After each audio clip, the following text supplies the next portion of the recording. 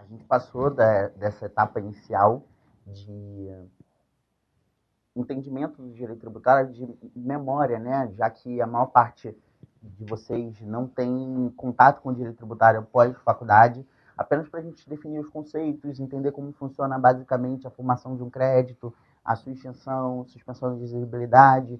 E agora nós vamos entrar nesse quarto bloco já, né? Em situações práticas, em que vocês vão se deparar no dia a dia com necessidade de clientes, necessidade da própria instituição e outros exemplos coligados. Bom, os esportes, né, naquela definição da Lei Pelé, que vocês já devem ter visto em outros módulos aqui do curso, ele pode ser dividido em amador e profissional. As entidades profissionais, elas são categorizadas como entidades empresárias, em que possam ser constituídas em forma de associação. É uma faculdade.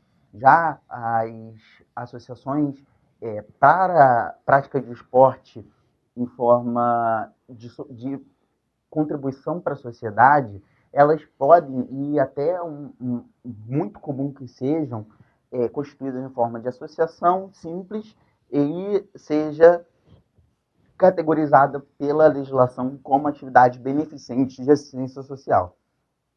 Bom, o que é uma entidade beneficente de assistência social? Essas entidades beneficentes, elas substituem o papel do Estado na concretização de alguns objetivos da Constituição. Então, a nossa Constituição tem o objetivo, nessa característica compromissória dela, ela tem o objetivo de promoção de saúde universal, educação universal, e também a prática desportiva, evidentemente, no artigo 214. Então, as associações que substituem o papel do Estado para a concretização de prática desportiva e integração dos indivíduos em vulnerabilidade, seja por vulnerabilidade social, econômica ou por deficiência física, essas associações podem ser consideradas como beneficentes de assistência social e assim substituem o papel do Estado na concretização de políticas públicas.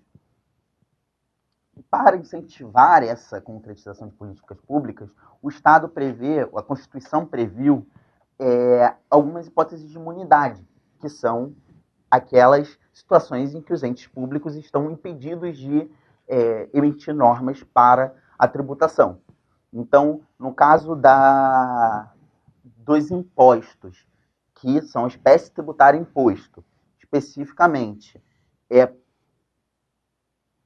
vedado aos estados, municípios e ao Distrito Federal instituir impostos sobre o patrimônio, renda ou serviços dos partidos políticos, fundações, entidades sindicais dos trabalhadores e instituições de educação e de assistência social sem fins lucrativos, atendidos os dispostos aos requisitos da lei. Então, nós temos que há uma imunidade de impostos, espécie tributária imposto, sobre as instituições que atendem os requisitos da lei. Essa imunidade é sobre o patrimônio, renda e serviços dessas instituições. E essa imunidade compreende somente o patrimônio, renda e serviços relacionadas com as finalidades essenciais da instituição. Então, a gente não pode ter excentricidades, né? A gente não pode ter uma prática de fato gerador desconexo com a concretização da finalidade social daquela instituição. Além da imunidade de impostos, a Constituição também prevê a imunidade de contribuições sociais. Essa imunidade de contribuições sociais está aqui previsto no 195, no parágrafo 7º. São isentas de contribuição para a Seguridade Social as entidades beneficentes de assistência social. Veja, contribuição para a Seguridade Social. Não são todas as contribuições, somente aquelas destinadas à Seguridade Social. Não estamos falando de contribuição de intervenção do domínio econômico, nem a contribuição de alguma entidade profissional. Mas, aqui, como eu disse, o trecho da Lei Pelé que fala sobre o desporto educacional a prática de desporto voluntário. São essas duas modalidades que a gente está falando. Não estamos aqui tratando de rendimento nem de formação para o alto rendimento.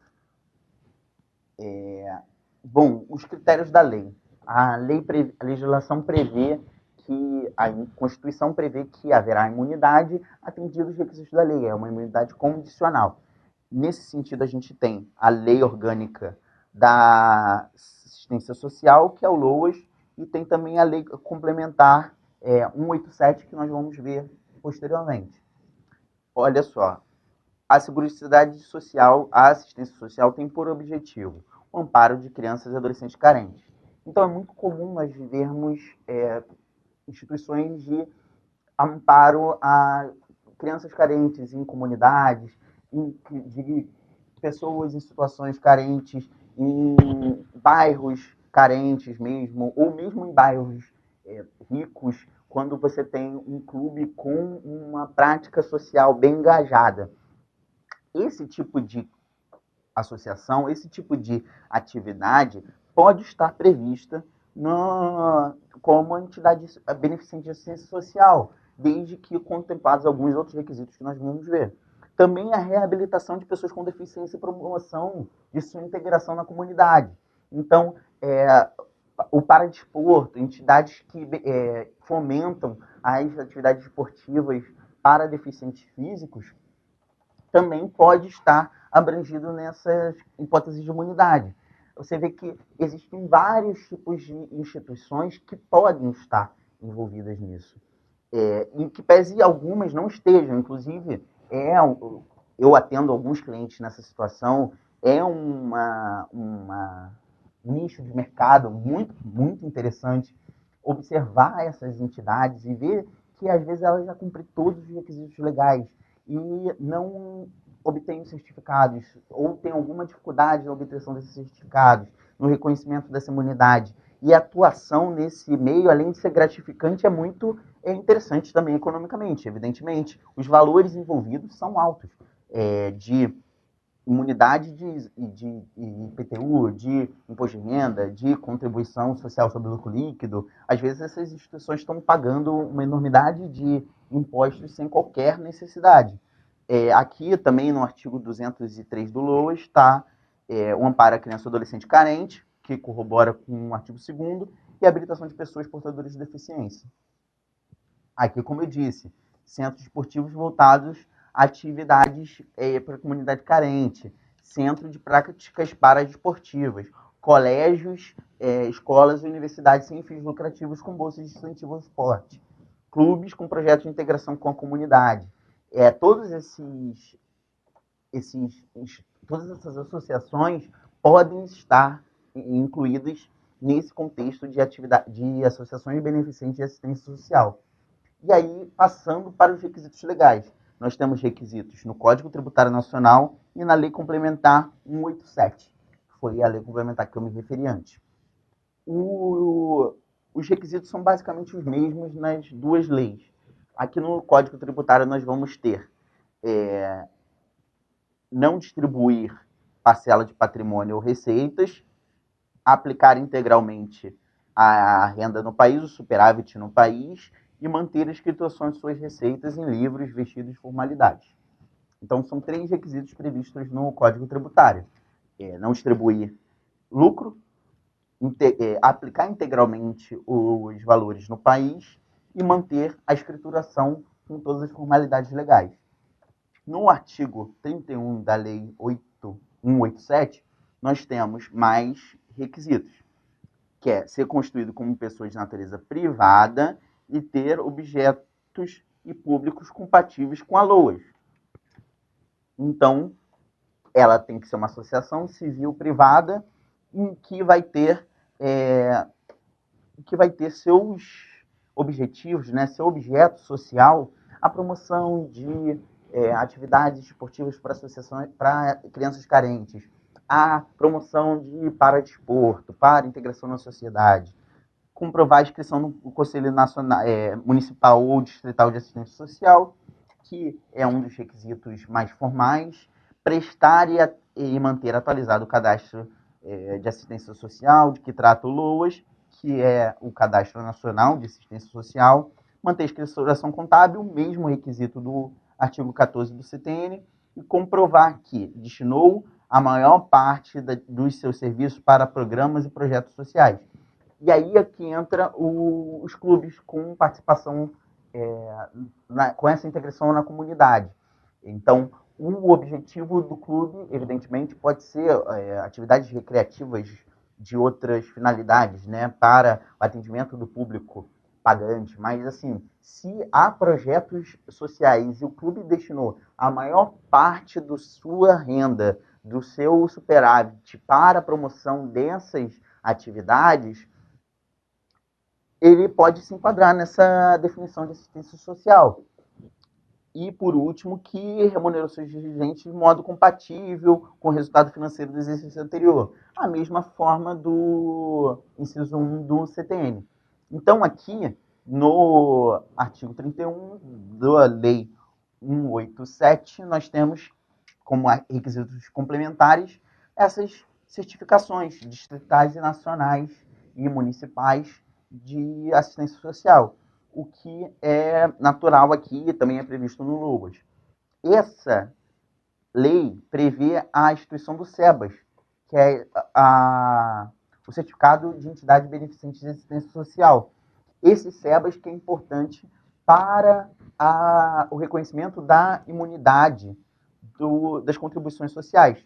Então, a gente tem que o SEBAS é necessário para as contribuições, mas o SEBAS não é necessário para os impostos.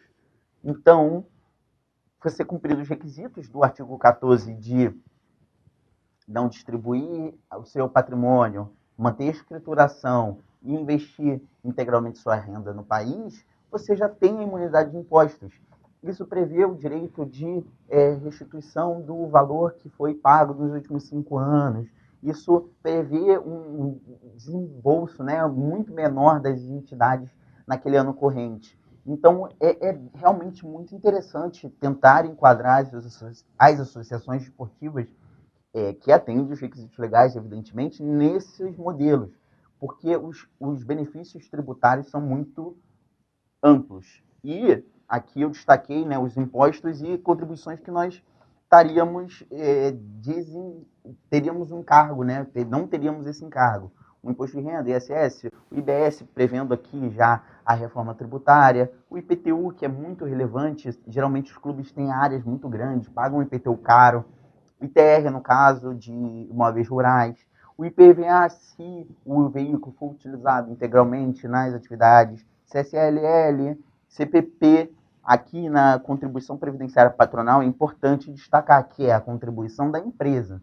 Muitos clientes perguntam, muitas associações perguntam sobre as contribuições do empregado. Essas têm que permanecer recolhendo, assim como o FGTS também se recolhe normalmente. Aqui nós estamos falando da contribuição da empresa para a Seguridade Social. A CBS, que vai substituir parcialmente aqui o ICMS, o Imposto de Importação e o IPI. O Imposto de Importação, o IPI e o ICMS, é importante destacar que, além de ser de bens destinados à atividade da associação, nós temos que também ter em mente que isso, como você é o contribuinte indireto, muitas vezes, você está realizando uma importação, e essa importação foi feita por um terceiro, que destinou o bem em uma segunda venda, né, em um segundo momento para a associação.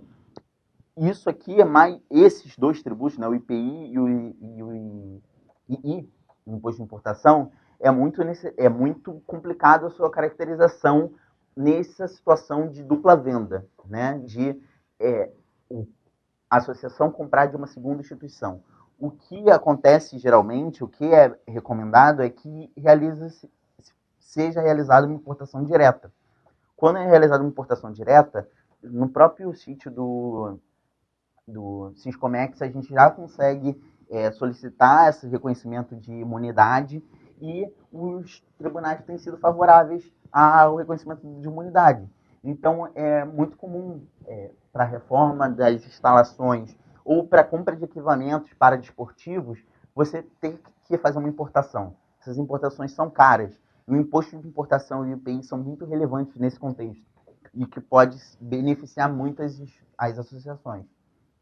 E aqui eu gostaria de falar de alguns entendimentos jurisprudenciais muito relevantes nesse contexto. O primeiro é o SEBAS, que é o Certificado para as Contribuições Sociais, para a imunidade das contribuições sociais, como nós vimos anteriormente. Ele possui natureza declaratória para fins tributários. Isso significa que, desde quando comprovado aqueles requisitos da lei complementar, o contribuinte, as associações, têm o direito da imunidade. Isso também prevê uma restituição do valor pago indevidamente a título de contribuição.